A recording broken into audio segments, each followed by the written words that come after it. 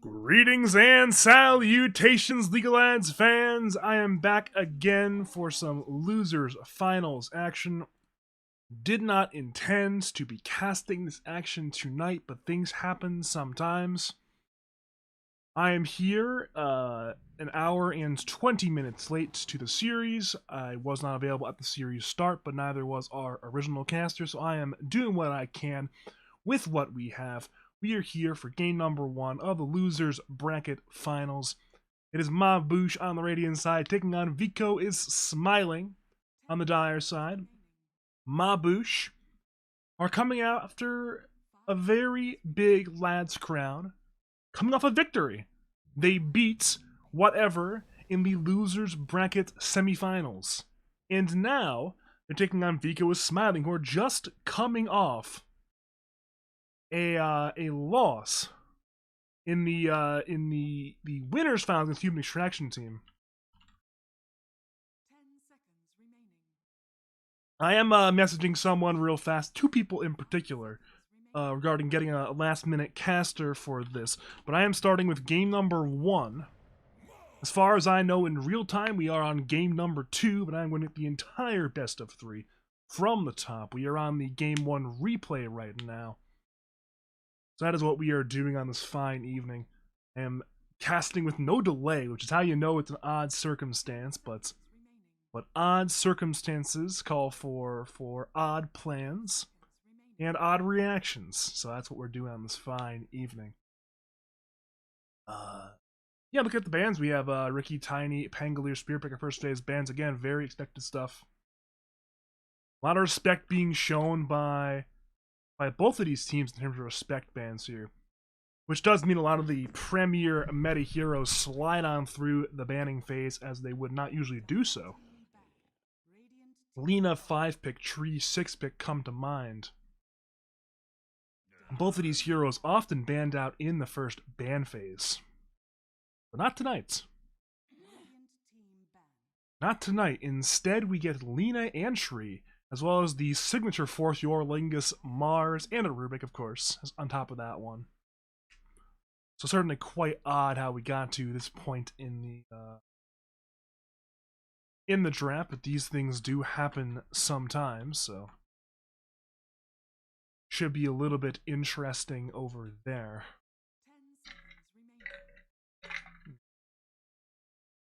The one thing this reminds me of is, like, you know, back in the day, used to be like solo casting from VOD was the only way you can get your tournaments. Used to have guys like Lumi would just get the tournament matches like a day late, and then he would cast alone from the replay for like these premier Dota 1 tournaments a lot of the time. Now sometimes you did get, you know, your tournaments done live. You know, so a couple of the bigger tournaments had live casters, but a lot of the time you ended up having these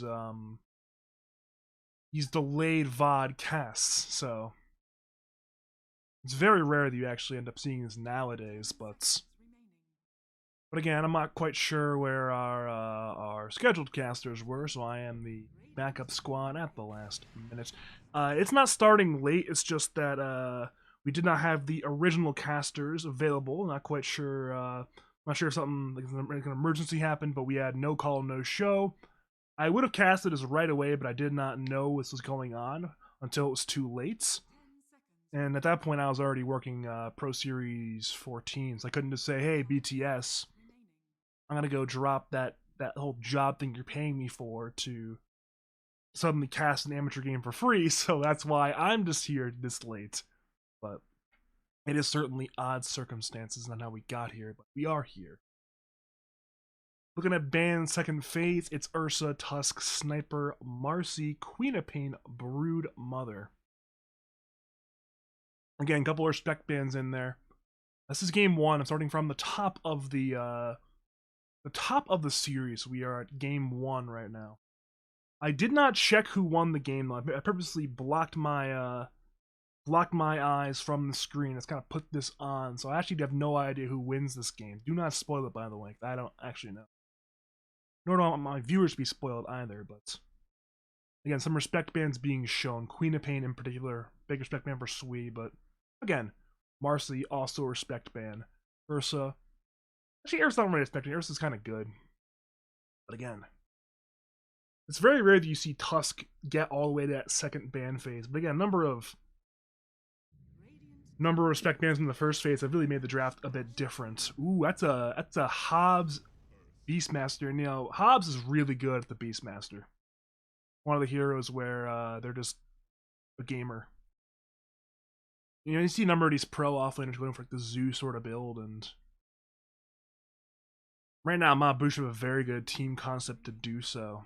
I'm a little bit scared. This is one of those things where if you win the lanes with these heroes, you could definitely ball out of control real fast. And again, you have the Lina as well, so you have a lot of these very good heroes on this Bouche side.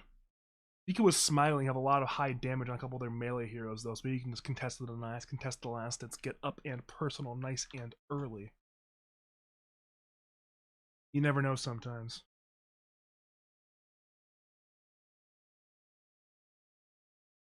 Okay, I've received some very bad news I've received a very bad news private correspondence regarding the Division 2 scheduling. But that's a problem for future me. Current me has to cast some Dota 2. That's really bad news though for oh dear Lord.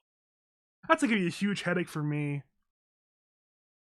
And that's gonna be a huge headache for me in a matter of 2 or 3 hours when I'm done with this, but ooh, boy, that's not gonna be fun at all, but it's gonna be a-okay. I hope. Regardless, I'm back to the draft. We have Zeus pick and Shaker pick. I think I already mentioned the Shaker pick, but it is a Zeus pick. Yeah, and a lot of lads players have been going for Zeus this season. I know Vico is one of the better Zeuses in the league. Probably not the best Zeus, but again, top 2, top 3 probably. But it will mean that there will be counter pick available. Bouche can throw the Lina at the mid, but it'll probably end up being a 23 counter pick mid. With the Lina going carry. I've never watched Yes Sir actually play a Lina carry, but it's Lina carry. In the current patch, it's not that particularly hard to pull out of the bag, assuming you have some experience playing with the new skill build, playing with the new item build, of course, but we will have to see there. Last phase of bans. It is Spectre, Shadow Fiend, Ember, Dawnbreaker. Again, good bans. I have no problem with any of those bans. I think the Dawn ban's a little bit weird, but it's fine. I'm sure PMA's done his scouting more than I have. That is my best guess. Maybe as a threat of some Dawnbreaker situation, then it would be like probably Lina mid then, Dawnbreaker carry, Beastmaster's offlane, but it could still be the Lina carry Dawnbreaker mid. No number of players do enjoy the Dawnbreaker mid. Especially a handful of the South American players, but not the option tonight. Already banned out.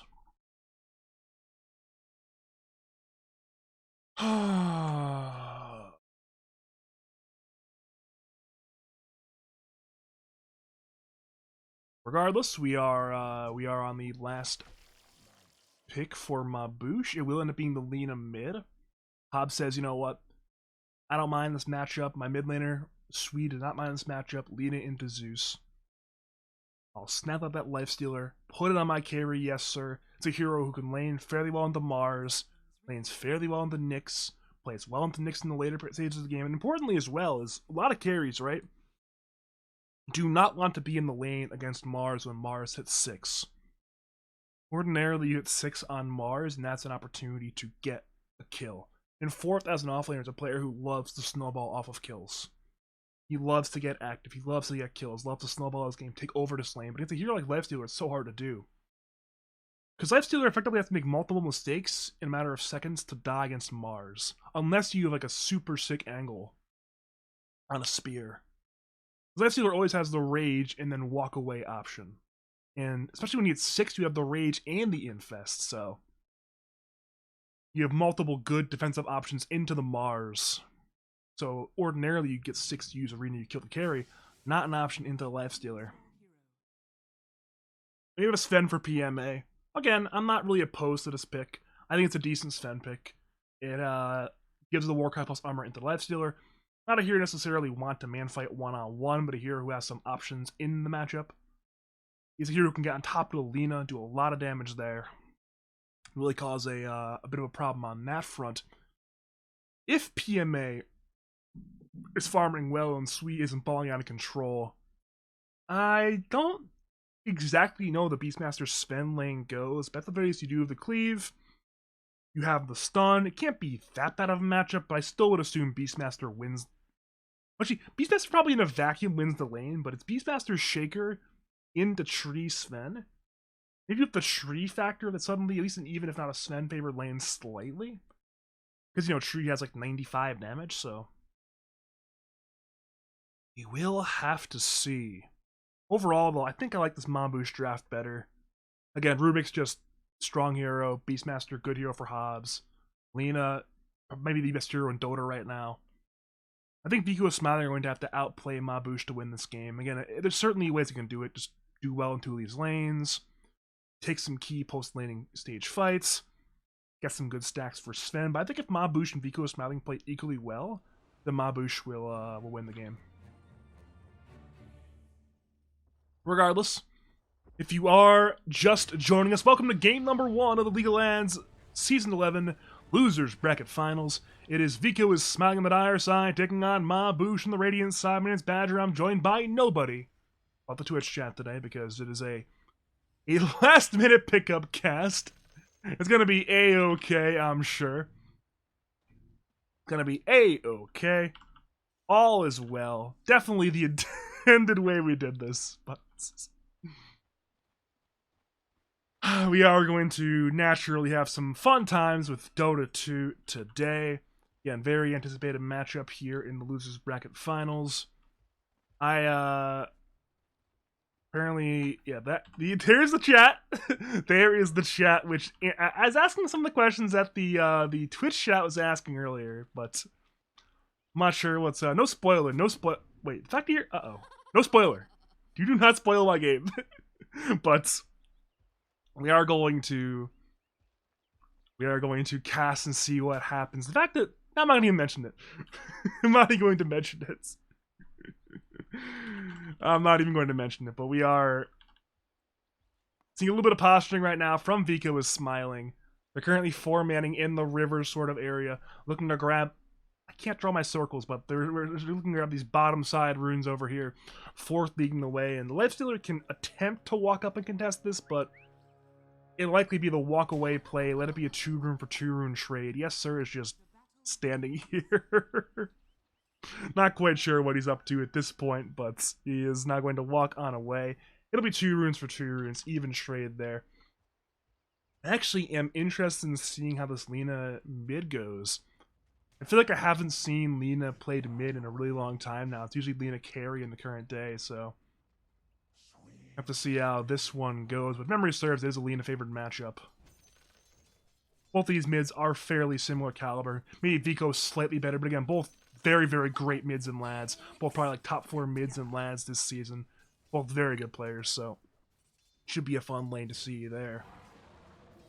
Top lane, we got that Beastmaster Shaker versus Tree Sven. I went into that one in the laning phase earlier, but again, Tree, a lot of damage. I'm watching the replay because we didn't actually have a live cast, so this is effectively the live cast. We're on tape delay, Ultra. We're on tape delay. We're 1980s NBA, like 1982 NBA Finals. We're 2011 Dota 1 Finals. We're on tape delay, Ultra. But regardless, this is the lane I'll look at here. I think this lane should go pretty well for Yes Sir, but 4th again is a very scary offlaner. Probably the best individual player left in playoffs MMR-wise. So it should be fun to see what he does in this bottom lane on the Mars. Again, one of his signature heroes as well. See Elastic going to Black Frath, but what can you do, right? What can you do? Yeah, this is a lane where I think if you're CB, he's getting a little bit caught up. This is something I do all the time when I play Tree. You get caught up in chasing down the 4 because you win the trades, but but Kubrick is avoiding interacting with Tree. This is really useful because I've played Tree 5 into Kubrick's Shaker in the last week. And Kubrick in this lane, he'll buy boots first, and he'll try to avoid interacting with the tree. I like how CB's now playing on the lane, looking to deny these creeps with 94 damage, but right now, guys are being missed, so it's not ideal what's going on in the top lane right now. Mid lane's currently slightly in favor of Sui, but the Water Rune should help out everybody in that lane, of course. And then bottom lane again. We're seeing a pull from Black Frath from the small camp. A lot of action right now from both of these Radiant side supports. Rubik pulling, Shaker cutting. CB is contesting, but actually a successful contest. The pull has been unpulled. Will return to the lane. The equilibrium is very bad right now for PMA. It's in the favor of Hobbs by this topside T1 tower. Back over to bottom, Black Frath in danger, though not dead. Quick fingers on the lift on up, bringing forth away from that one, so everything's going to be A-okay over there. One notable thing right now, though, is Sven certainly winning this top lane. Sven 18-4 versus Beastmasters 6-0. A significant CS advantage in the top lane for PMA. I did suspect the lane would go in Sven's favor, but did not think it would be this much in Sven's favor. Currently, Kubrick is cutting the wave, and it's all it's all the way at the Ancients. It's going to go between this tier 1 and this tier 2 and tier 3 tower. CB saying come back, but Kubrick, of course, does not want to interact with Tree. Tree, of course, a 97 damage hero, so he is entirely uninterested in interacting with the tree. Back to bottom lane, lift up on fourth. Fourth, though, still about 500 HP remaining. All is well over there. And we're going to see Sui actually stack his own camp. I like this play, especially on the Radiant side. Not too hard to stack this camp when you got this bottom rune. And Sui, again, very good clear of the camps later on. Got the Water Rune as well. So just again, Sui playing pretty well so far this game. 5 denies in that lane. Not that easy to get into a hero like Zeus as well, who is often a notoriously good hero at ensuring his creeps are not denied. With that Arc Lightning, has 2 points in the Arc Lightning. So again, 5 denies, good sign for Sui, playing well so far in this middle lane.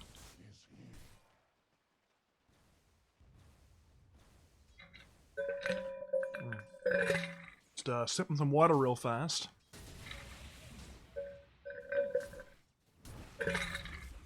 Bottom lane speeder in on Black Frath into the Impale from Nova. But Black Frath is not dead. Spells are on cooldown for this dire side, so Black Frath gets away. Will now Tango on up, though is still trading. Bold gambit from Black Frath to continue dragging its attention away from Yes Sir. Put his own life at risk, but it has paid off to an extent. We are now back to a bit of standstill, nothing too crazy going on again in these lanes. We see a stun top lane against Hobbs, a Stormbolt into that Tree Leech Seed, the two-man fissure. Ensures that Hobbs can walk away a little bit further, still no kill, and under that tower Hobbs gets away, so a good escape there from the Beastmaster. Axes come through, hitting on the Tramp Protector. Kubrick's running forward, but again, CB will easily get away. Nobody's dead in this top lane, though both the Beastmaster and the Tramp Protector are quite injured. We are seeing Sui begin to slowly pull ahead in the mid lane CS-wise, but it's still within striking distance for Vico. One good outplay, and that lane could easily go in Zeus's direction quite heavily. Over the bottom lane, Lifestealer Mars, pretty similar on CS. Lifestealer slightly ahead, 32-6 versus Mars's 28-1. Again, the big margin lane is still that top lane. Sven, 29-7, Beastmaster 14-1. Looking over a hero net worth, it is as you would expect, though. I'm a little surprised that Lifestealer and Lina are that far ahead. The CS on Zeus and Lina relatively even, but the net worth almost 500 apart. We still don't quite yet have that first blood. It is minute 630, actually. Still no first blood. We've seen attempts in multiple lanes, but nothing too substantive quite yet. A lot of good tanky strength heroes in these lanes. Not the greatest lockdown options either, but as these ultimates come up, as the power runes come out, we will inevitably see some kind of action, one way or the other.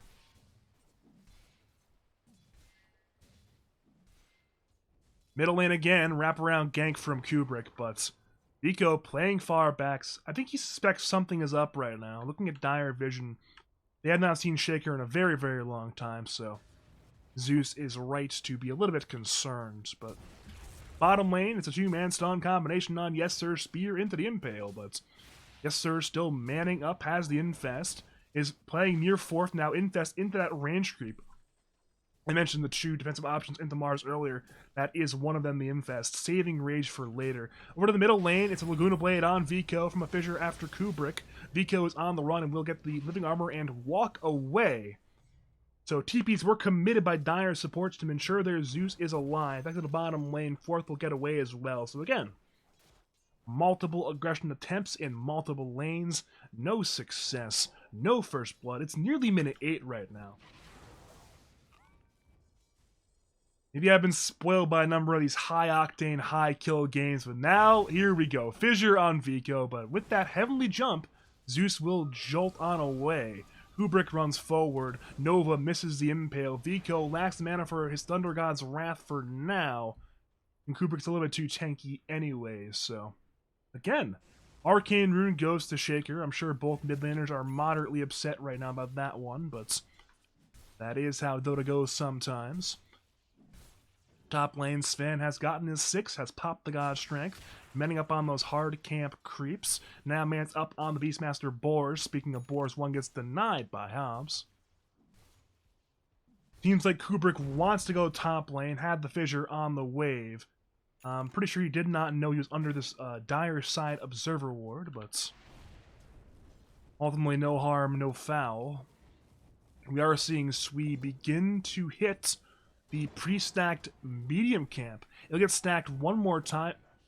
I think it's a hard camp, but regardless, it has been stacked and cleared and restacked and re-cleared. This is Lena's happy place. It is this jungle camp on the Radiant side in the middle of the jungle. Or the bottom lane, Arena from fourth is there on Black Wrath. Spear will hit into the Thunder God's Wrath into the Nyx plus Mars damage. A little bit too much for Black Wrath. First blood will go to fourth Yorlingas on the Mars. That's our first blood at minute 9:30.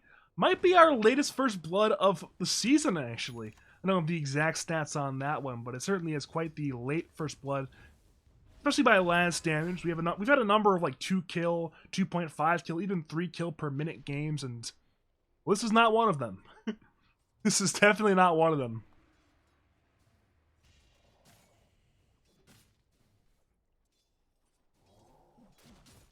We are seeing rotations top lane by Bouche. However, I think this Dire Observer Ward caught both the Rubik and the Shaker being here, so... Vico was smiling. Should have a pretty strong understanding of what's going on right now in the top lane. PMA will turn red, slapping some creeps down, and... Again, it's Hobbs, Black Wrath, and Kubrick, the 3-man gang squad, running around, but... not quite within distance to punish the Sven currently.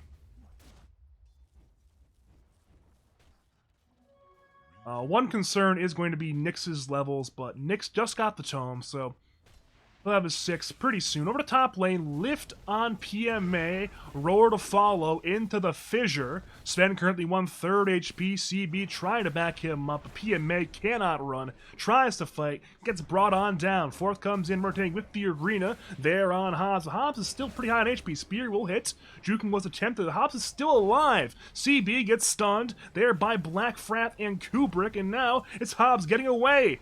Beastmaster has a little bit too much HP. CB is dead. Nova is there with the Vendetta. Hobbs gets brought down. Now 2-4 on the top lane. Spear is stolen by Black Wrath. Used on Mars, but the Nyx is there to go for a counter gank on Rubik. Rubik still runs away. There's not quite enough damage. Now Vico is dialing to the Beastmaster creeps. The Menagerie has brought down Zeus. Triple kill from Hobbs. Posthumously at that, disastrous fight for Vico is smiling in the top lane. You commit 4 heroes in a 4v3, and you lose the fight 3-1. Not ideal at all. Your Sven has died, your Zeus has died, you've used your TPs, Lina is farming, Lifestealer is farming. Not ideal at all. Just like that, it's a 2k net worth lead for Bouche. It's been a relatively even game up to this point, but a fight like that is what differentiates the even game states and the winning game states. Certainly a lot of time for the side of Bouche to throw, or plenty of time for that matter, conversely, for Vico Smiling to make a nice little comeback, but Beastmaster loves balling out of control in game states like this. It's Beastmaster with creeps in hand, hitting that top T1 tower. Vico is smiling, smoke up as 3. Mars leading the way, Arena hits on 2. Black Frath will steal the spear, spearing away the Mars. Beastmaster is low, now gets brought down, so does Rubik. 2 kills for the side of Vico is smiling. And Kubrick will now walk away. 2 of his teammates dead, but meanwhile, bottom lane, it's PMA. Man's like, yes sir. Lina rotates in, a fantastic rotation from Sui. Good baiting from yes sir, and despite the fantastic moves top lane, it's bottom lane where the main carry, the main win condition of Vico is smiling, falls. Sven, perhaps getting a little bit too fancy, gets brought down there, and so will that bottom lane tier 1 tower. Over the top lane, Nova has Vendetta gank on Kubrick. Kubrick is barely alive. Carapace comes through by Nova. Blackwrath alive. Fissure into the lift. Nova dies under that Radiant side tier 1 tower. Suddenly that'll be 5 kills for Bouche. Approximately a 3k net worth lead. 1 tower, that bottom T1 has been taken. Correction, 2 towers, mid T1 also had to lean it during all the chaos. And that top T1 is not long for life. The Treant Protector of CB is healing the tower, but it is not going to be here for too long. There's still a Beastmaster in the top lane, 2 boars, a Satyr Tormentor, and of course the main Beastmaster here to cause a lot of problems for the tower. Though it's not quite dead.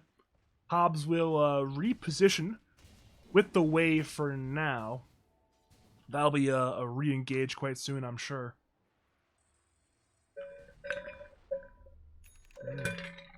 That is an arcane rune for Sui. Nice rune to have. There is a triple ancient stack over here. I'm assuming, yeah, Sui's gonna go on it right now. Fissure used by Kubrick. Sui hitting. That'll be a lot of gold going over right over there to the Lina. That's a lot of gold. Currently, Lina #1 net worth, and that's a relatively close pack at the top between the Lina, the Lifestealer, and the Sven. We are beginning to see economic problems for Vico is smiling. It's only Sven up there in that pack, both Mars and Zeus. A good bit behind the other cores in the game. Back to top lane, it's still Vico is smiling, looking to defend. Hobbs, Black Frath, and Kubrick posturing aggressively. CB pump fakes the overgrowth. Fissure will be there on 3 heroes. Carapace as well. Vendetta into Impale on Chick on left side of the fight. Yes sir pops out with the heal. CB is still very low. Now Radiant want their dive. Yes sir is TP'd in as with the aforementioned Infest, and now yes sir hits the tower. The T1 is dead. Nova is dropping. Beastmaster is out of control right now. Arena will be there on 3. Blackwrath has stolen the heavenly jump. Nova is dead. Dire are collapsing. They flood forward. Zeus has fallen. Roller is in. CB is down. Fissure on 4th Yorlingus. That'll be a 4-for-0 team fight win. A double kill for Lifestealer. A rout in favor of Bouche. It's only a 9-4 kill score, but it's a 6,000 net worth lead. At minute 15, quite the commanding lead, if I might say so myself. And during all that, Lina was not in the fight. We see Sui being patient, waiting for his BKB timing. Knows it's BKB he needs to be able to take these fights and own this game, but the thing is, his team's already owning, so when that timing gets hits, Bouche will be extraordinarily scary. And if looking at the other side timings on Vico's smiling side, Zeus has nothing. Mars has Blink relatively soon. Sven is the most important hero to be farmed. Currently at Shred's Echo Mask of Madness. He's going Blink into BKB. He's about 5,000 gold away from finishing said BKB, so we're going to need a lot more time for Sven to farm his BKB. Over to the Roshan pit, Bouche have already grabbed with a DD rune on Lina. Lina's BKB is done in less than 1,000 gold, so we'll be at that one very, very soon. This could get real scary real fast.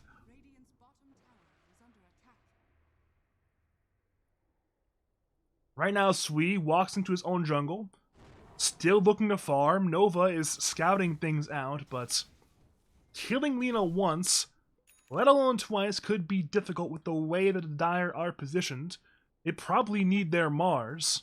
Mars is currently pushing out the top lane, so he will not be contributing to that Lina kill. Not at all. Nova, TP's top lane, has the Vendetta, perhaps looking to scout it out top lane. Looking to combine with Fourth for some kills, but the problem is, Bouche are grouped as 5.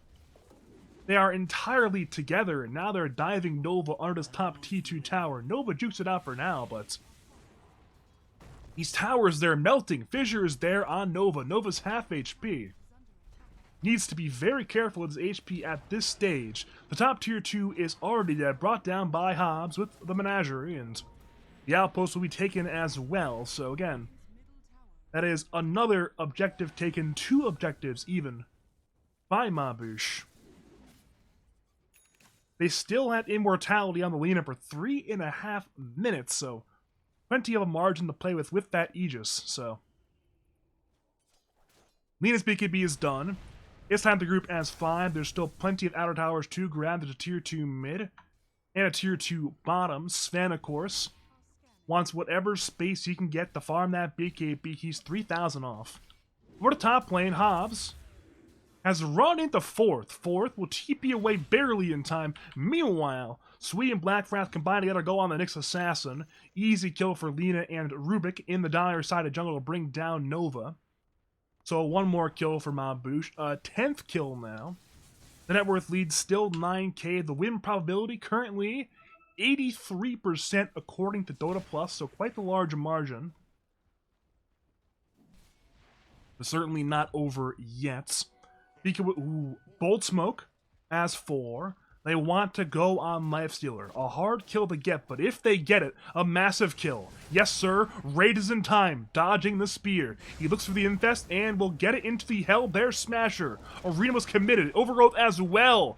So much was committed there by Vico is smiling. In come your TP responses. CB, the first target, is open wounds and brought down.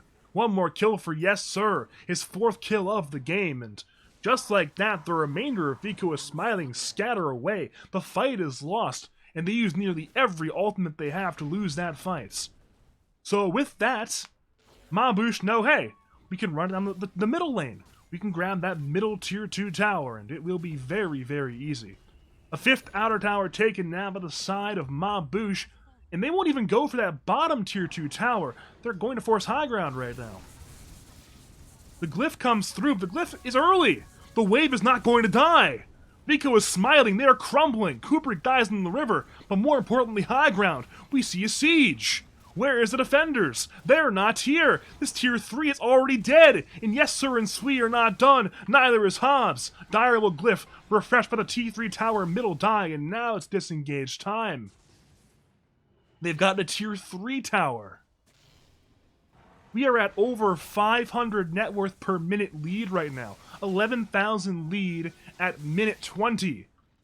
An absolute rout in favor of Bouche. The Stolen Impale is used on Nova.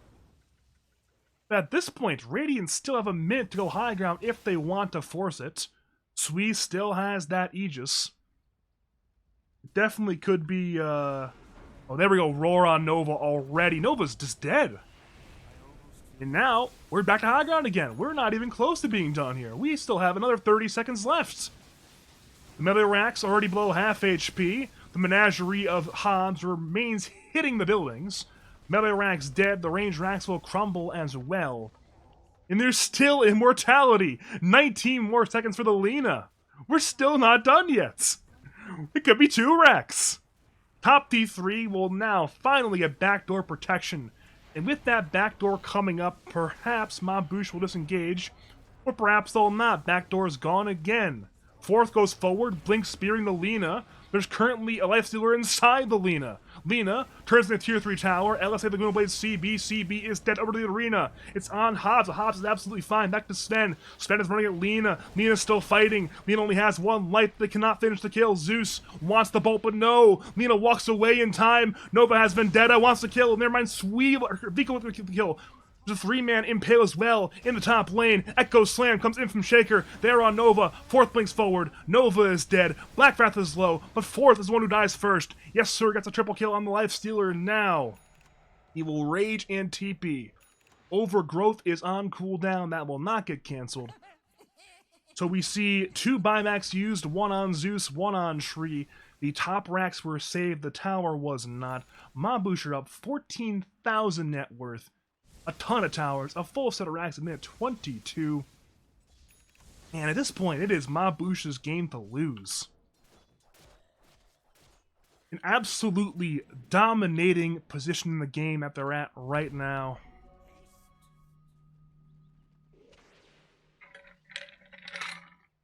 I'm being told to take good care of Andy. Not quite sure where Andy is, but I will take good care of him anyways.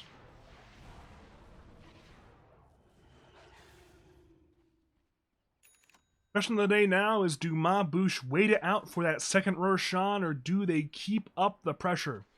They know they're strong. Sven does have that BKB, full 9-second BKB on Sven, but we still could just go again, smoke it on up, run it down the lane, force more chaos.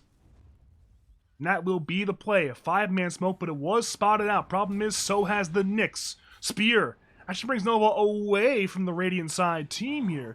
So a little bit of a mistake from Bouche, and Blackfrath knows it. He's XDing in the chat, knowing his spear has inadvertently saved the Nyx assassin's life. What can you do sometimes? But again, Bouche have their eyes on the prize. It is that exposed set of top barracks. Melee still somewhat injured. Backdoor currently active. Radiant remains smoked on 3. Range racks to fall. Yes, sir. Tanks some Zeus damage. Melee is dead. Blink forward, but no. BKB reaction. Sven is enrolled, and Sven is already dead during his BKB. A disastrous jump by PMA, and perhaps his team is just too far behind.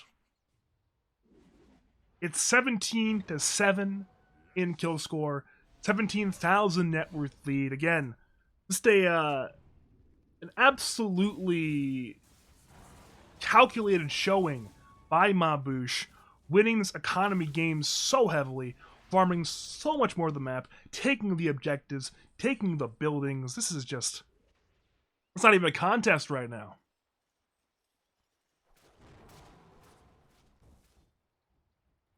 And well, Bouche are not done. They are saying, you know what, we see our opponents hemorrhaging on the floor. We will not bandage it. We will not apply pressure. We will not get out the gauze. We are pulling out the executioner's axe. We are finishing this game 1 right here, right now, in dominating fashion.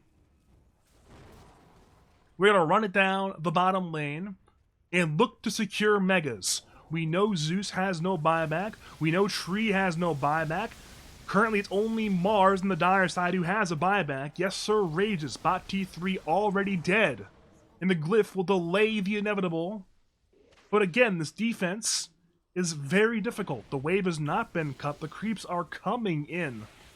We will return to the high ground siege very soon, most certainly. And Vico is smiling, want whatever space they can to get more items. We're not too far from a BKB on Mars. That would be a big item to get, but it's still a little under 1,000 gold away by my calculations. Actually, he'll go for the shard instead. Says, you know what? We need the extra lockdown. That 2-man spear could be the difference in these fights. It's a 4-man smoke gank by Vico is smiling, running towards the Roshan pit, rendezvousing with their Nyx assassin who's already set up. Blinks into the pit, impales nothing. PMA goes in looking for Black but no, he's chain stunned. Laguna is in, Arena's there on two on Shaker and Rubik. Both are going to die here, but PMA is dead as well. A disastrous fight again for the side of Vico was smiling. And somehow Rubik gets away as well. It's scattering time. Echo Slam there on two. Zeus has been slain. Tree has been slain. Both of those are diebacks. And our GG is called. Game 1 goes to Bouche in a completely dominating fashion.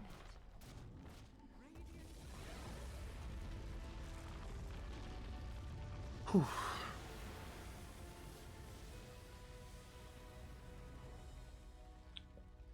We're now being joined by former League of Legends pro, League of Legends mainstay, 7K Dota player extraordinaire, Andy Bendy. What were your thoughts on that dominating game number 1? I barely saw any of it, Patrick, but I like Lifestealer, so I'm glad Lifestealer won. That's my high level analysis. At that point, it's not just a win; it's an absolute slaughter. And What were your predictions going into the game? I mean, before the draft started, I thought Vico was smiling to win the series, but after the draft, I was a real big fan of Hobbs' draft here. I thought, I mean, Lena, Beastmaster, some real good heroes selected by Hobbs, and again, it's a fantastic draft. And I thought from the draft that Bouche would win, and Bouche, I mean, they won real hard. Real hard. Is the second game out or like finished or live or what's what we're doing here? I'm trying to figure that one out right now. I'm actually turning. So basically, I'm doing the spoiler-free thing. I'm trying to make sure the stream's not spoiled, and also I'm not spoiled. So I'm basically working with 1/3 of my screen right now. Okay. I'm blocking my screen away, so I can't really see who won the game. I'm just trying to figure out. Oh, yep. Game 2 is finished, so let's tune on into Game 2. Let's go watch that one. Yep, it is decompressing. You want me to stream on Discord? How do you want me to do this? Sure. All right. So yes. I have not seen who has won the game. Andy is not either. So nobody knows who's won this game. Correction. There are probably plenty of people who know who won this game, but we don't. This will be a spoiler-free environment, of course. So we are now here on Game 2's draft. Okay, what do you think were the biggest changes you would make for either team? I guess more so Vico, because they lost. But On Vico is smiling. You gotta be ready to deal with this patented Bouche post-laning phase aggression. You see it a lot, that 3-man gang squad, Hobbs, Kubrick, and Blackfrath causing absolute chaos. And again, Vico smiling, this seemed not to be ready there. Lad admins are look at their flag. They're really saying something. So it's a funny story. This is a reference to last season, season 10. See, PMA, before we had Vico to play mid, had a guy called Muzi. Now, Muzi was like rank 350 at sign up, was like, I think rank 300 by the time exams it ended. In the Labman's, we had a Labman meeting, because people had brought it to our concern, like, hey, this Muzi guy might just be too good at Dota. So we had the meeting, 6 of us, the Labmans. We had a vote on whether or not Muzi should be removed from the team. We voted. It was a 5-1 vote for removing Muzi. I was the one dissenting vote, if you're curious. I was the one. Everyone else was the 5. And as a result, we removed Muzi from the team. Labman got a replacement. That became Vico. And he's been there for the last 2 seasons. Okay.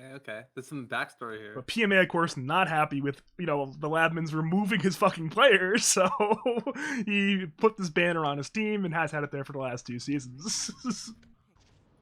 Korean first pick into Quap X. Sweetie is the Quap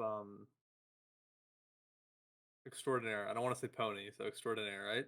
Yeah, I mean, yeah, absolutely. I mean, it was banned out second phase, game number 1. And as a result, it's prioritized here. The last 2 times we cast the match, I'm pretty sure it was banned out every time. Yeah, again, so very good. I say he's good at Quap, but we never see it because it's always banned. If you go Quas Wex Invoker, I think the lane is pretty playable, pretty what's the word? You won't be in too much of a threat. I think you can go Exort in this lane, but you have to like deny every water rune with your force spirits, and you have to like split your force spirit from you, and like you just have to do a lot. You have to really get a lot of value out of the right click damage and the force spirits. But it's not like there's a lot of kill angles too. If you, for example, if you keep track of like the Quap's skill points and know she doesn't have a like blink at 4 or blink at 3, like maybe you can combo her pretty easily before she gets blink. So I think this invoker could go either way. I've been told to turn you up, so I've turned you up a little bit. I think the bottom two opener is a little weird. Well, just because like they pick Mirana and they don't have any setup for Mirana, and not that you could like not that you need pick a setup in the first phase for Mirana, but I feel like it's pretty normal to see. Pick Mirana, you pick some setup too. Luckily, there's still plenty of time to grab some setup heroes, and again, a lot of the like really good heroes have not been. I mean, Tiny and Tusk both did not get banned out here, so there's some option in terms of what could be a setup stun still. Neither banned nor picked. Which is again, it's because a lot of these teams are doing respect bans. Both Tiny and Tusk have been uncontested, which just surprises me immensely.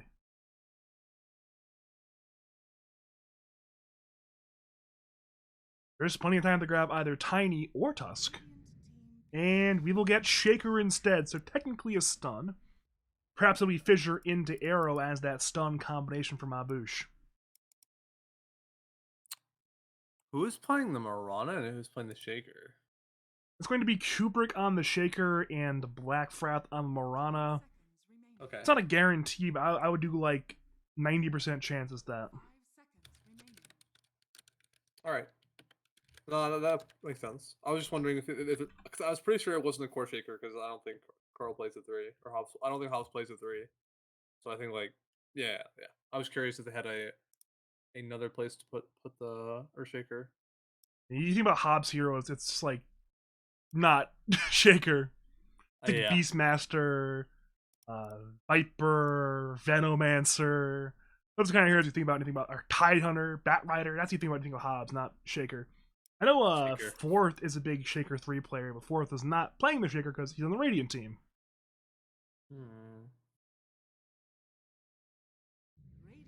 Even though they have Shaker and Mirana, they're well. I don't want to say they're light on stuns, but they have like how do I say this? Their stuns don't work well together. Is probably what you're looking for, right? Sort of a that. B like unless they're Shaker's having a crazy game, like they're like blink stun is not there for a while, you know, because you want to blink for a long time. Mm-hmm. I mean, it'd have to be the Hobbs hero with this 18 pick to say, you know what? Actually, maybe they got carry at 18. They don't need a jumping hero. What about Brood Mother here? Ew. I mean, Brood was banned out game 1 for a reason. I'm hoping we don't get Brood. I don't like casting Brood, but it'd be decent, yeah. It'd be really crazy if they had like Hobbs play Quap and Sui play what's the name? Broodmother. Because Broodmother Invoker is such an unfun lane to play as Invoker. Like from my experience in the lane, it's so crazy unfun. Whether or not you win or you lose before 6, at 6 you're gonna lose your tower, 100%. There's no way Sui gives up the Queen of Pain. There's no way. Yeah, no, I don't think it'll happen. I just thought that'd be interesting because they've already like picked something that's like so bad into Brood, which is Invoker. I think they'll want a strength offlaner. I wouldn't be opposed to seeing a hero like Tide or Slar. Actually, Tide's already banned, but a hero like maybe like a Slardar or. I don't think I've seen Hobbs play Good Slardar. call, Andy. Good call. That's a Broodmother. Question now becomes: will it go mid or will it go offline? No, I don't think it's going mid. I think it'd be cool, but I don't think it's going. Well, the thing with I think they really didn't want a fragile hero, so that's what I was thinking of, like Brood or like a strength hero, because like Shaker might be a strength hero, but he's pretty fragile. Rana, fragile, Quap, fragile, and they have mobility, but they're very fragile. So like I think a hero that isn't so fragile is good because it can actually play on the map, or it can play like it can show somewhere. It's not like Brood isn't like, prototypical frontliner though. It's a very fast, very annoying hero who just buys Pipe Greaves. They are sort of a frontliner, sort of, in the way that like they're gonna like push a lane out and it's gonna give you a ton of vision, and they're not that easy to kill. I mean, they have arena to trap with Snapfire ults, so like they have some control, but like for example, Snap control is really bad against Brood because on her own, because like you're literally so fast as Brood, like you can't cookie her even if you like slow her, you know. So you Yeah. need like they need Snap and Mars to be there, or like Invoker and Snap, or like, they're gonna need like 2 of their stuns to deal with her. Although Mars is pretty good at least trapping the brood. Not really killing this. I don't think it's that good against killing the spiderlings unless you go like a build intended for that. Looking at 2 carries here, which means that Vico is Smiling know their lane. It'll be Brood Shaker off lane, more than likely. And then Bouche will have that 24 counter pick, knowing their lane is going to be not only this Mars Snapfire lane, probably, maybe a Mars Tree lane. At that point, you also see the other carry I'm matchup. expecting Mars Snapfire 100%. Yeah, you're probably right. I was kind of spitballing at that point, but I liked it, but I'm gonna keep it real. That's one. I You know know, I what? know. What if I kind of like like our Shaker's kind of annoying for Drow, but otherwise they don't really have like good like stuns for Drow. And Drow, well, I don't. Okay, I don't know. I feel like Drow could do really well into Brood, or like it could just do okay and then get farmed at level 6. Because as Drow, like you're doing all physical damage, right? And you don't have any Pierce before level 6, and on Brood, like you're already in Jody here who's probably gonna buy Wraithband, so you're gonna have a lot of armor and health regen from your webs, you know. So like, kind of curious. Oh, Shadowfiend is I like Shadowfiend in that I feel like it's gonna do really good into Brood in the lane if you're like if you're laning well, right? Because Brood is like not the biggest health pool, and you're like a lot of magic damage on Shadowfiend. I don't know if I've ever seen PMA play Shadowfiend in my life, though. It's not a hero he's known for, at the very least. It's not a specialty. Like, PMA is the sort of player who, from my experience casting him and playing against him and watching his games, usually plays as like prototypical carry heroes. You know, What is that Jug, like? Lifestealer, Sven. He's that kind of carry player. Spectre. I don't think I've ever seen him play SF in my life. So this will be a little bit interesting to see what happens here. Is it alright if Jim joins the cast midway through? Sure.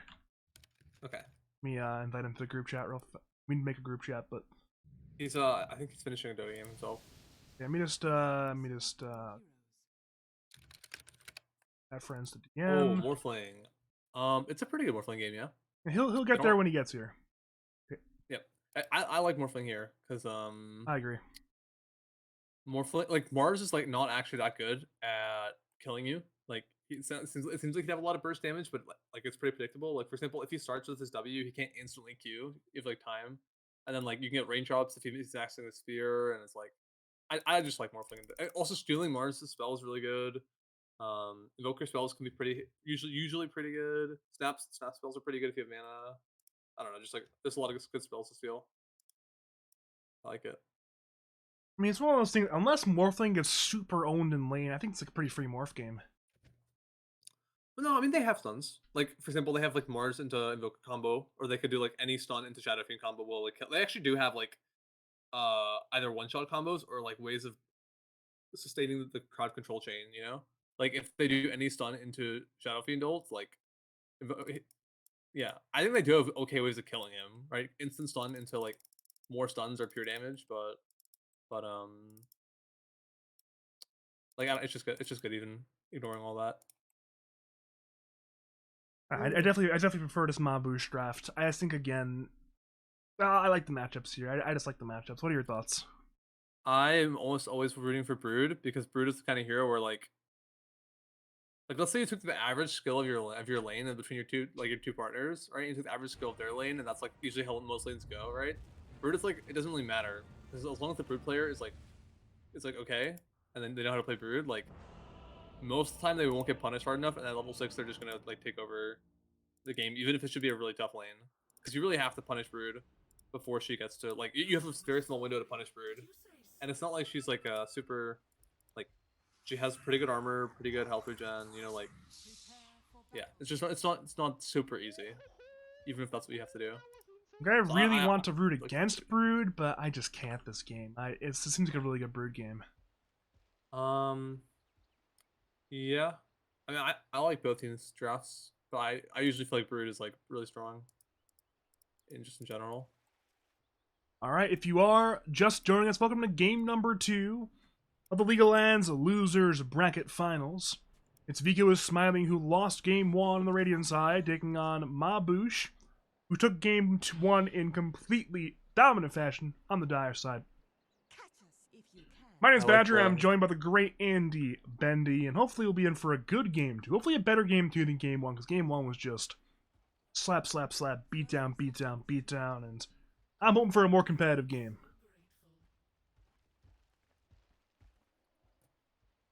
It's more. I don't know why he's hiding. It's a dangerous spot. He's really living life on the edge. He wants the bounty rune, apparently, even though Radiant are right here.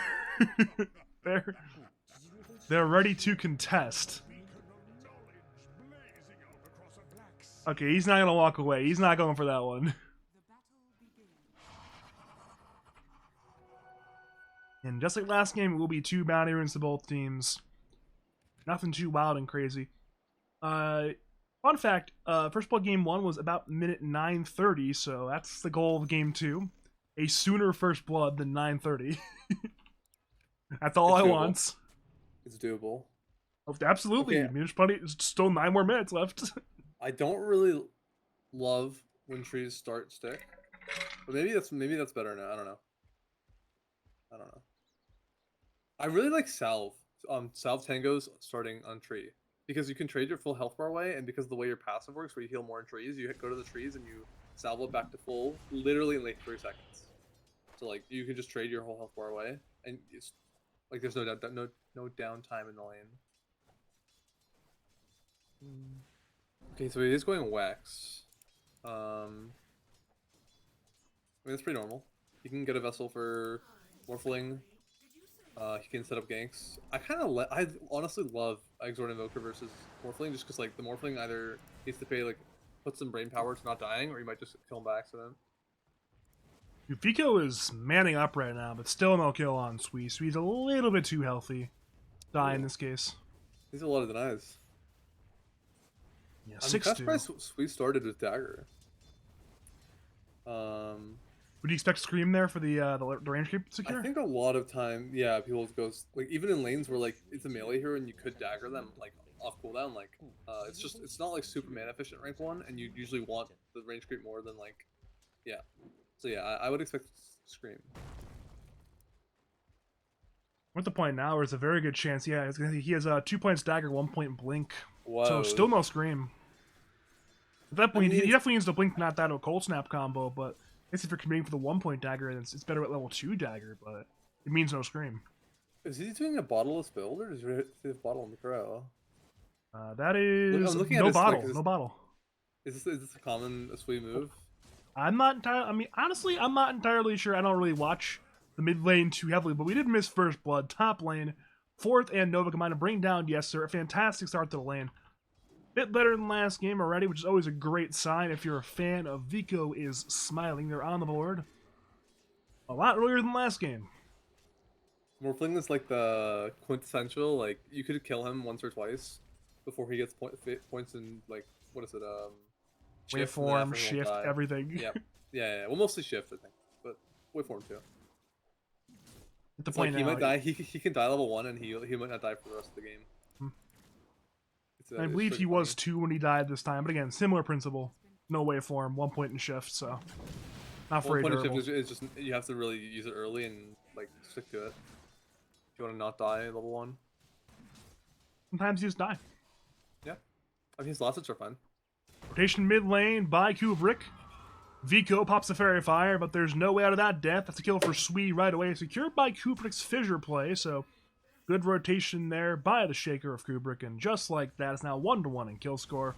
Meanwhile, bottom lane, 2 raise combo from PMA, but he lacks the mana for that third raise. Hobbs jukes out the Nature's Grasp, and just like that, no kill on Brood. Could have been a big kill if PMA or CB. CB had the Mango, but didn't use it in time on PMA, and as a result, Hobbs gets away. Opportunity missed on that one. Over the top lane, Spear on Morphling. Yes, sir, in danger. Air to fly will miss. Now Radiant walk away from that engagement. Go pan back to bottom real quick. Like, look how much Brother heals up between her web and just tangos. Like this is what I mean. Where like if you really have to punish the hero or other, it's not so easy. Like you have to It's just and of course, it's not enough to just have 18 regen in a second. You also get to have lifesteal of 40%. Yeah, exactly. This is why not. Yeah, exactly. Ay. I like how Morphling. I know on his Crow he had raindrops. I don't know if he has them yet. But I like how he bought them. It's really good. All their heroes top do tons of magic damage early in the game. Alright, it's on the Crow. Nice. I think that's a really awesome purchase. Like, super good. I agree. What are they building mid if you don't mind checking? We got Earn for Vico, and we have double null into what is that? Treads Mage Slayer. What the heck? That's a build from Sui. That is a build. Treads Mage Slayer. It's a bold. I mean, Sui is the Clop expert. I'll have to trust him on this one, but it's certainly odd. The lane totally flipped. I mean, they did gank him, but the Clop lasted denied. Oh yeah. 21-11 versus Invoker's 14-6, and then Queen of Pain is like a great win more middle. And over the top lane, Blackfrath goes in with the leaps, with the arrow, with the everything. Nova's still barely alive. Spear, she brings Blackfrath closer to Nova. Leap goes around, Blackfrath is dead, and Nova barely gets away. So, big brawl, top lane. Radiant come out ahead on that one. They have 2 kills already on the Mars Snapfire combination. Fantastic start to that lane there, top lane. Meanwhile, bottom lane, CB is sad. Fissure is there. Hobbs will go over to the Fissure, but CB still walks away. I keep thinking of who is CB, and then I realize it's one of their names. It's just such a weird name. CB. I don't want to say weird. It's just 2 letters. CB. Well, I keep thinking it's like yeah. Yep. Centaur, Corrupted, I don't know. No, it's just Corrupted. Well, bottom lane, speed through rotation. PMA's in a lot of danger. Dishes out 2 rays before he dies. That's an inevitable death. The kill will go to Sui on the Queen of Pain. Now 2-0 on Queen of Pain. Luckily for the Radiant, the rune spawns top. Because if that spawned bottom, then Vico would probably might just die middle lane. So it's important there. He's having a great time on co-op. He stole his ult. Like, he hasn't even used it for a kill. I don't know. He hasn't even skilled it. He's 3-1-2 skill build right now. It's actually so much mana that I think it's like not even that weird to not skill it. I think it's like, you know, like a lot of people will choose just not to skill it because it's so much mana. You can't do like a full combo all the time. By the way, we missed. I've missed 2 kills all series, and both of them were Morphling dying top lane. Morphling is just always in a state of like constant. Maybe he'll die, maybe he won't. Oh yeah, he got Cookie Spear. He's just dead, I guess. Whoops. What can you do? I mean, he's playing at 460 HP. The raindrops help, but again, it's not the most durable hero in the world. That's for sure. So it turns out the Mage Slayer is for like a Falcon Blade replacement into the SF, which makes sense actually. A Falcon? I don't even understand what you're saying, Rex. Like Sui would ordinarily go for the Falcon Blade on Queen of Pain with that item slot where the Mage Slayer is going to be, but given, I mean, Invoker, SF, all magic damage, I guess it's Mage Slayer instead. Gotcha. I mean, it's cool. They do have a lot of magic damage. Like Invoker or Shadow Fiend until a later part of the game is a lot of magical. Invoker when he's going cross wax is like a lot of magic. Makes sense. So importantly, unlike last game, Fourth having a fantastic laning phase. Last game he had a bit of a rough time net worth wise. Right now he's number 1 in net worth. He's going on Blackfrath once again, but Blackfrath is playing Morana, so he is absolutely fine. Meanwhile, over in the bottom lane, it's SF tanking a Fissure. Hobbs runs forward with Level the Spiderlings. PMA turns to the race to bring down the spiders, but in comes Vico now, TPing to that T1 tower, but Invoker looks for tornado EMP combo on Kubrick's Shaker. Kubrick still half HP, still walking away, and there's just a lack of lockdown there. Not enough to kill the Shaker. Meanwhile, top lane's a Queen of Pain rotation.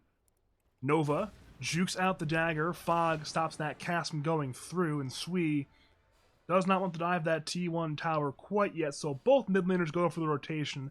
Neither succeed, and again, we see a rune going to Invoker, though I suppose with no bottle on Queen of Pain doesn't matter too much. Nigel, swap to the other call. Oh, other call.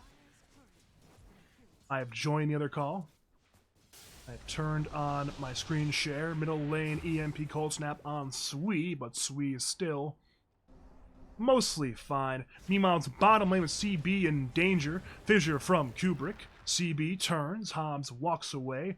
A lot of brawling, no kills. This is game 2, Jim. Okay. And this is live? No. I don't God, think no. so. We are on tape delay. But we are right now at joined by former Division 2 DPC gamer /C Lion 62. How you doing, Jim? I'm just glad to be here with my friends Badger and Andy. I like you guys, and I like, yeah. Very cool.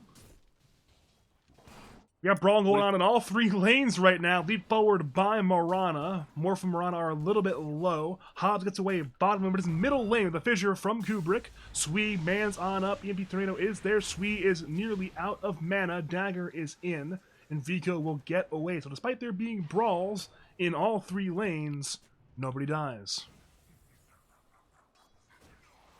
What do you think about the game from? Let's just look at the draft, Jim.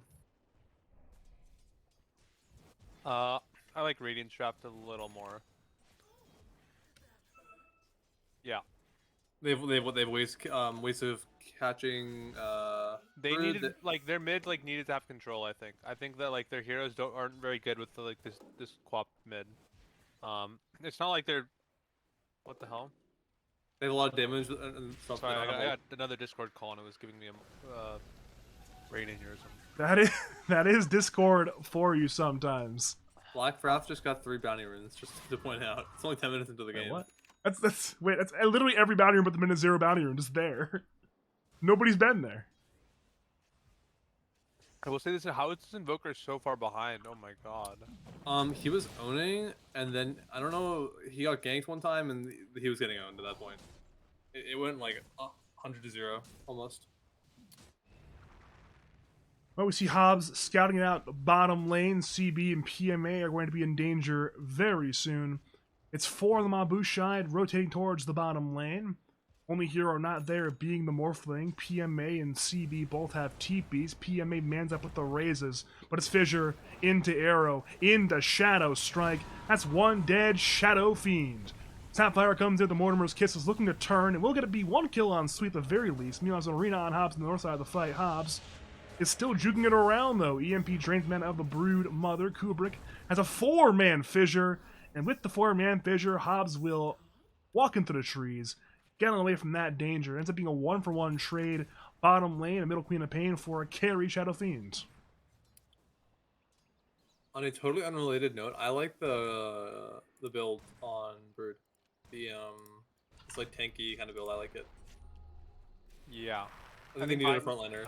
I think buying the pipe burst this game as opposed to the Greaves is really good too. R.I.P. Kubrick. Trying to think what I feel like Dire's strengths are.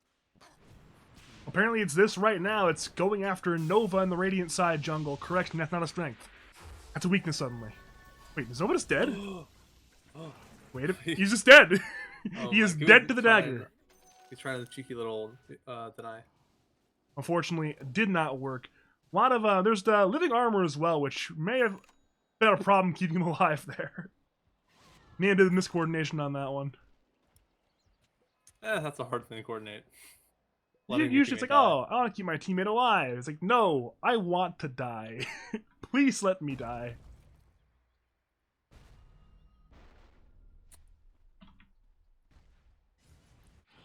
I can't tell if I like Chain Protector as a hero against Brood or I dislike it. The thing about it is you can't actually hide a Chain Protector against Brood if they're really good. They'll just like send their spiderlings in the webs in the trees, and it's like not that easy to hide. As Chain Protector against Brood. Well, middle lane, it's Invoker in danger. Fissure into Arrow, into Shadow Strike. Vico will Tornado on Shaker. Echo Slam will be there only on CB, who turns out a 2-man Overgrowth. Vico is low, Kubrick is low. Still nobody dead. Kubrick and Vico both now die. 1-for-1 trade currently. Sweep blinks to the north side. Black Wrath walks away. Radiant wants to get Queen of Pain. Mortis Kisses is committed, but Sweep still walks away. Fourth, has the arena, has the spear. Queen of Pain dead. Double kill for Mars. Big fight there for Titan. Vico is smiling. Meanwhile, top lane, it's PMA on the run. Black Wrath has Arrow on cooldown, so PMA will get away. This T1 tower, though, will not be so lucky. It's going to die here. Is it? Maybe. Hobbs is hitting bottom tower a lot. I don't know how healthy it is. You wanna give us a bottom cam, Hobbs, really, or Badger? It's healthy. It's mostly healthy. I hope this Invoker goes for a Midas. He needs to have gold, but he can't be like. I don't know. I think he's a big part of killing heroes later. Like Mars into Invoker combo is like a big way. Also, Invoker, if the game goes super late, is super good at catching Brood. Yeah. R.I.P. Like, Nova. You go Hex, Ghost Walk, and like, okay, he's just dead. Incredibly sad death, but not much you could do there on Snapfire. This. Can you check what the talent Quap took at 10? The answer would be 11 strength. I'm surprised with how. I mean, I think the strength talent is really good in Quap, but I'm surprised with how like right click his build seems that he didn't go health.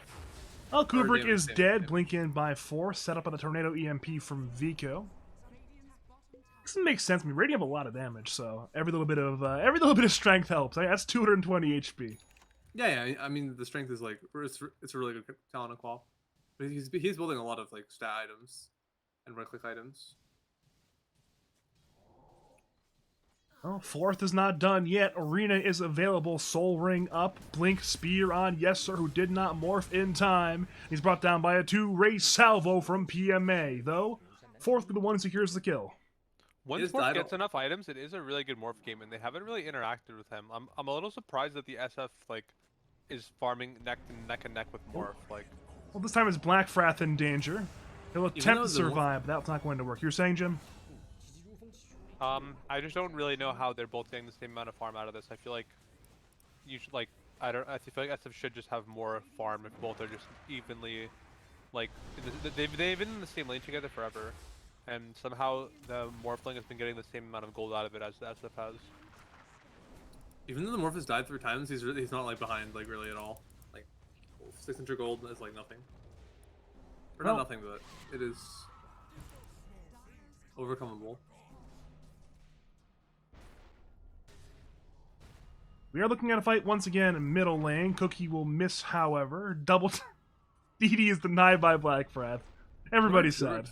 What are Kubrick's items? Is he going Blink or is he doing like the Shard? He's usually a Shard gamer. In this game, he will be a Shard gamer as well. Is it on the Crow? It is currently on the Crow, yes. Alright. Well, Kubrick's in danger, speaking of Kubrick.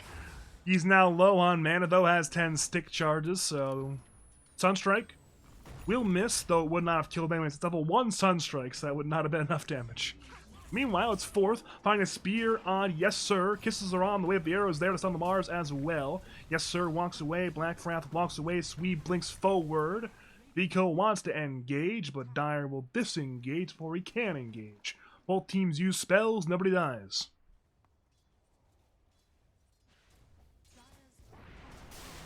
Cold Snap, EMP there on Sui, who blinks to the east. Fissure is there on 2. Hobbs is running on forward. Overgrowth will be there only on 1. There goes your Echo. Down goes your Invoker, but it's a 3-man arena in return. 4th is everyone on the inside. Kubrick turns. Sui blinks away. Hobbs runs away. It's been a fantastic 3-man arena. Kubrick sends the 4-man Fissure, and everybody on Bouche gets away. This time the arrow will miss, not a long arrow this time around, but now it's Yes Sir arriving to the fight. PMA mans up, Swede blinks in, PMA's half HP. Black Frath walks in, walks out, Yes Sir turns in, the Shadow Fiend Requiem is there to bring back away the Morphling. P4 hits on 2 heroes, 2 cores are stunned, but both are still alive. PMA gets brought on down, so does Nova, so does 4th. A huge sonic wave from Swee, and now it's CB, whose TP is cancelled by arrow. That's a disaster. That's an ultra kill for Queen of Pain. And well, Vico was back. He killed the Morphling somehow, but regardless, massive team fight win for Bouche. Absolute, again, out of control. The mid T1 tower is dead. It's nearly a 5k net worth lead at minute 18. Radiant heroes are super ult reliant. Like, they have a Snapfire, a Mars, and a tree, and a SF with no BKB, right? So, I don't know. You just can't. You don't want to keep fighting after you use your big spells. Like, you want to just wait till they're back up. But they ramboed, and it's like, it went very badly. I think that Hobbs's pipe was the MVP of that fight. I'm pretty sure it saved. It definitely saved a lot of their spiders, and it saved their it saved Earthshaker as well on all 100%. That's only including the active shield. Man, Pipe of Insight, it's a very insightful item, you know? It's very powerful.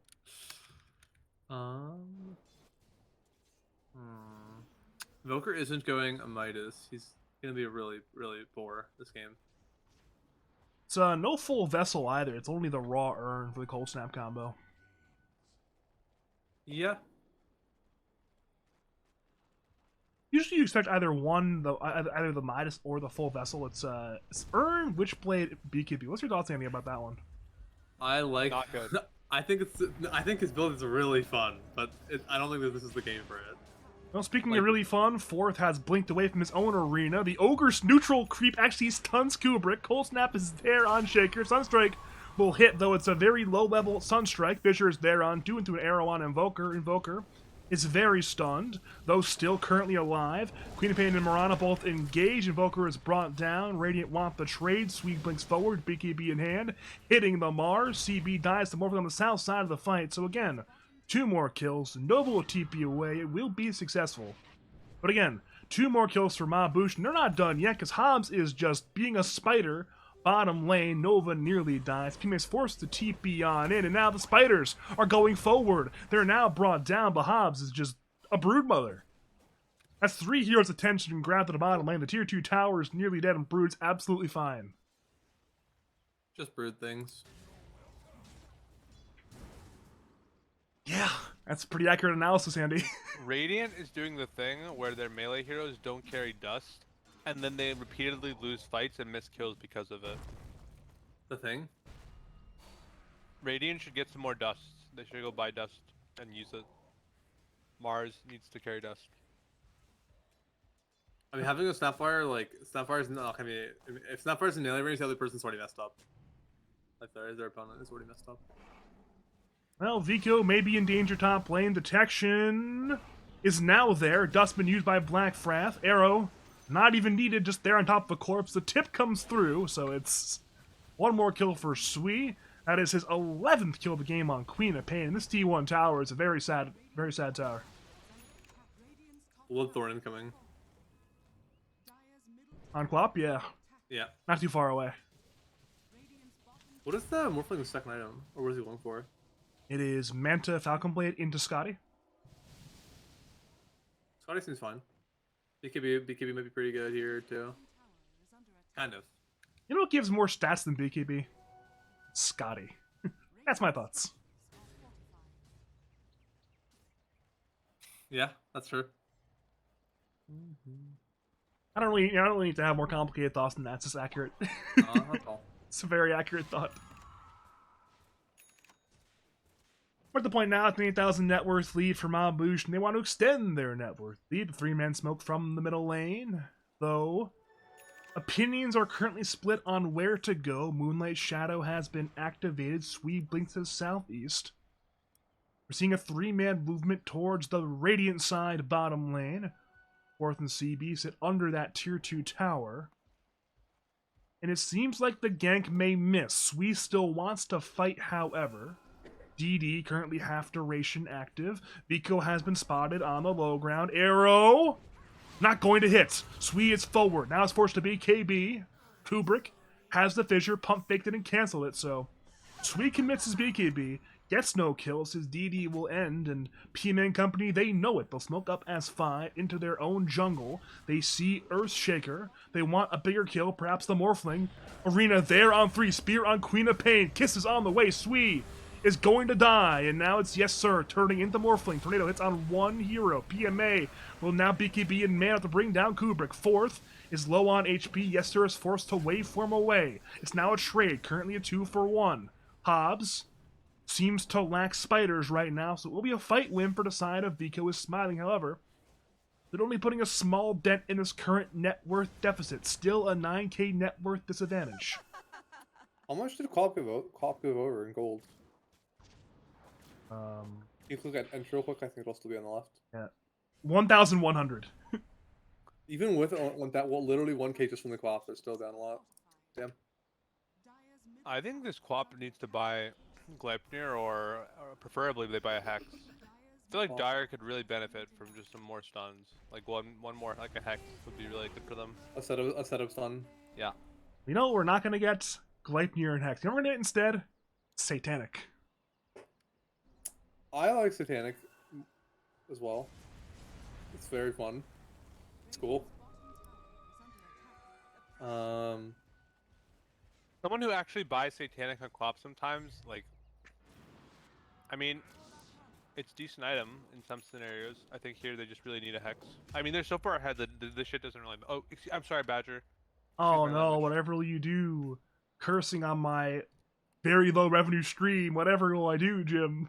Oh, make sure to Twitch Prime, guys. Twitch Prime, keep it up. It's fine. Badger's It's not, whatever. Badger hasn't been getting me on the cast as often, guys, because he can't afford to pay me unless he gets more Twitch Primes. So, if you want more of me and Andy, then Jin, that wasn't the right way to go about this. I've been busy with Pro Series, man. I didn't even know I was casting tonight until like 2 hours ago. But it's okay. It's a-okay because we got some Dota 2 action on our hands. Perhaps Radiant. Never mind. We've got no action on our hands. We have sitting around on our hands.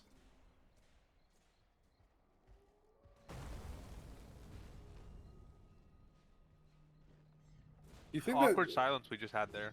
Do you think there's any item Shadowfiend should buy? He right now is going for Daedalus. Do you think like that's just what it's got to be? I'm trying to think of what I would, how.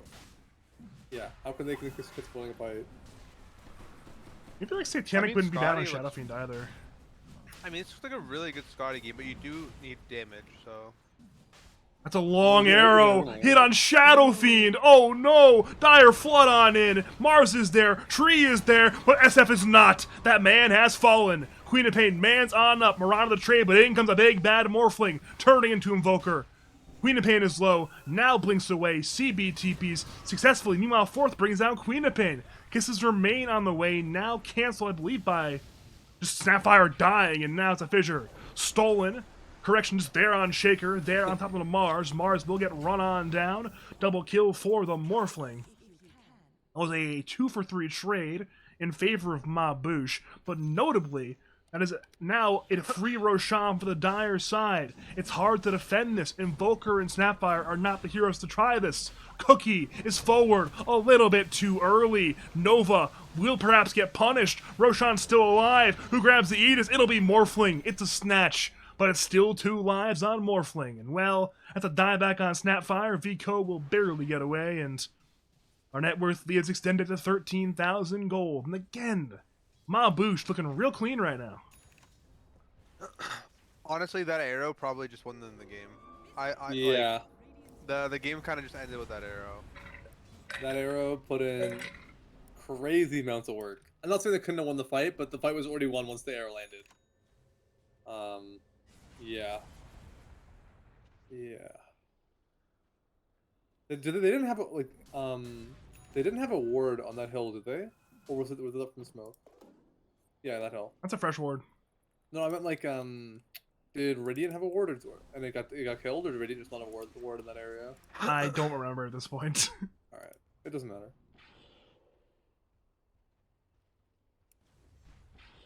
Well, mid T2 tower. It is currently alive, but I believe it is time to start penning the eulogy for our good friend, the Radiant mid T2 tower.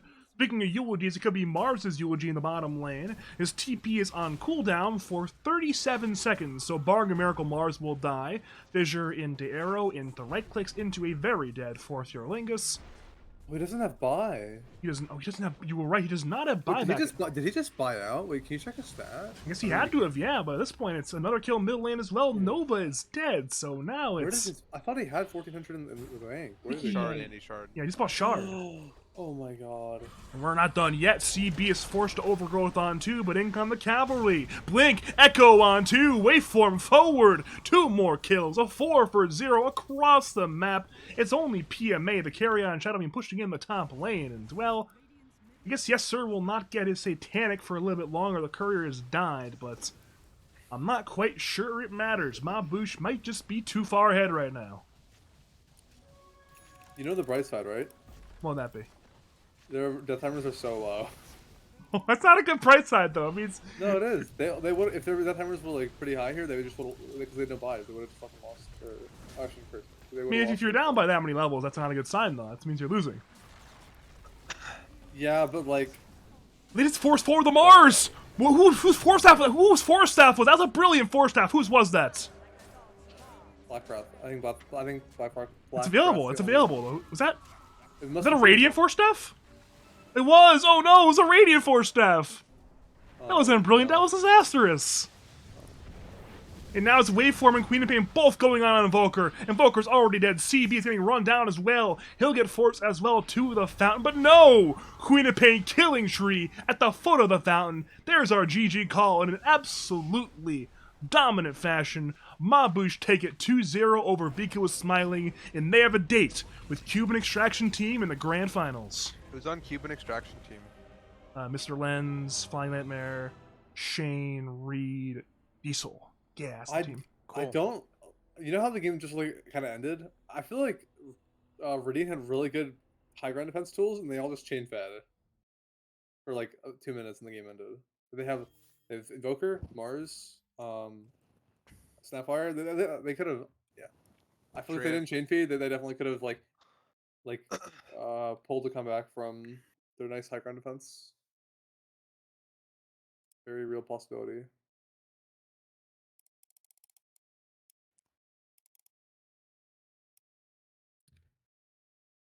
All This right. game was really short too. Oh my god. That is going to be it for tonight. You got any more analysis for us, boys? Go team. Go team. Go team. What Jim said. Thank you very much. I'm gonna go hang up the call. I'll see you two on the other side in a few minutes, okay? Okay. Have a great night, you two. You too. But my name's Badger. If you enjoyed my casting, you can catch me very soon. I will be casting some BTS Pro Series tomorrow. So check out some Beyond the Summit Pro Series. I'll be casting one of the series tomorrow. I forgot which one, but only one of the series tomorrow. And then on Sunday night, I will also be back for some League of Legends Grand Finals. It will be at 7 p.m. Eastern Standard Time. It will be a best of 5, so we'll get in early. Should be a hell of a banger of a series. Should be a great time. So catch me on Pro Series tomorrow. Catch me on the Grand Finals Sunday. But thank you for tuning in for the impromptu stream. Hopefully you bared with us and enjoyed our tape delay losers finals. And if you want to cast your games, cast your tournaments. If you're a pro TL looking to beef up your casting staff, contact me on Discord, Badger5713, or on Twitter, twitter.com/BadgerDota2. I can work with my analyst of choice, Logical, or an analyst of your choosing. Whenever. Well, not whenever, actually, because I actually need to work Pro Series for the next month, but after Pro Series, I'll be very available, so yeah. As always, thank you for watching, and have a great night. Actually, I need to go raid somebody. Usually the stream is offline. I'm on delay, but I'm not on delay, so I gotta go raid somebody real fast. Whoops. I gotta go raid Fruit Baskets, who, according to 6 observers in inventory, Purge Gamers is an account buyer. So let's go raid Fruit Basket. Have a great night, everyone.